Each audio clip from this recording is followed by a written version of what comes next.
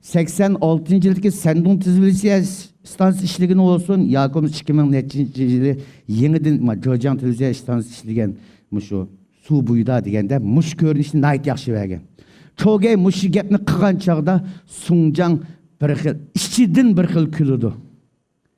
Külüp turup köz kim güçlüdü? Rönşü sen şundi. Rönşü üç kerindaş, yani belikçi. Deslepti Çoğay bilen çıkkını yetti adamcı mı? İsmi tutulu. Üç belikçi akuka. Kızıl Menlik Liu Tang. Derviş Gungsung Zen. Xalpat, Wuyun Xalpat. Çoğay, benim muşu yetti adam çıkıdı başıma. Demek Çoğay ma gepni kılışamallam A6'sınınki çırayı şapbıdı özgüreydi.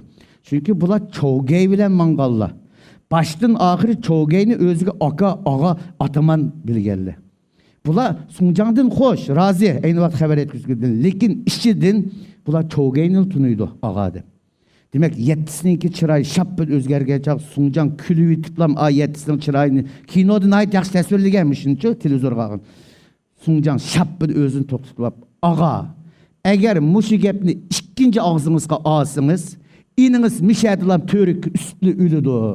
Siz eğer ininizini bir vicdansız, namet katarığı koymakçı olsanız, ma gepni kılın bomuz ma gepni yenin degen çağda şunun ulan Xalpat Wuyun oturga çıkıp bunu talaşmayla mundaq bolsun. Birinci atamallık orunda yanılam Çoğay ağamsız oturun. İkinci atamallık mavun orunda Sunjang ağam oltasın deydi. Şunun ulan Sunjang Langshange ikinci mavun ataman bu sayılındı. Emdi bu bizden keynege qarab mağalı. Emdi Çoğay'ni kim öltedi diye yer kavatımız. Mani düşünüp anlasak. Mana bu yerde emdi Çoğay soraydı Sunjang'dan. Kene inilim oltırlı dep ertesi birinci qitim yığın açkanda meclis sanıda. Bu Çoğay oltırlı dep bunda turup kalıdı. Çünkü her kandak devir, her kandak cemiyette orun tertibi buldu valla. Orun tertip buldu. Birinci, ikinci, üçüncü aldı da kim olturdu, yığın zalının kendi kim olturdu degen. Bana Çoğay'mış kelgende, gene oturlu dep şapbıdı öz ketip kaldı. Çünkü yeniden çıkan 40 tek palavan var. Özünün burunki 20-30 palavanı var. Burun asanti olturuş, 20 adam, işkişat 10 oltası şipiti. Hazır adam 70-80 olup kaldı. Yeni kelgenin konuluna ayımız tıkı. Konulunun konuluna ayımız tıkı. Bunun için gumpus yukurlu var.